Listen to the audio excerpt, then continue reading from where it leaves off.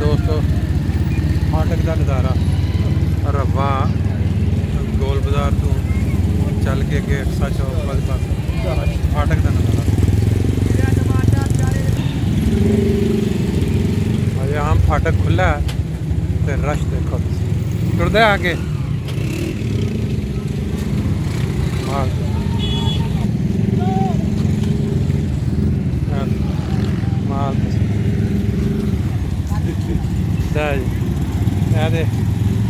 होनी थोड़ी देर तक ट्रेन आनी तो फिर इन्हें भज ये स्पैशल कई दोस्तों के दिलचस्पी वास्ते फाटक शाम के टाइम कमाल किस्म की रश। हाँ जी आ जावा चलो जी जान दो जी जान दो कमाल नज़ारा इन्नी ट्रैफिक जी है वो लाहौर च भी नहीं होंगी होनी मेरा ख्याल जी इस टाइम इतने यह कब्जा ग्रुप सारा इस पासे। हाँ जी कब्जा ग्रुप बाकी दी दुकाना जड़ियाँ जे सारिया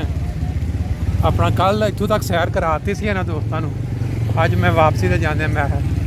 इधर की भी सैर करा दी है। हाँ जी क्या बात है चिक्कड़ तो दूजे पासे मिट्टी हर शहर का इम्तजाज है। हाँ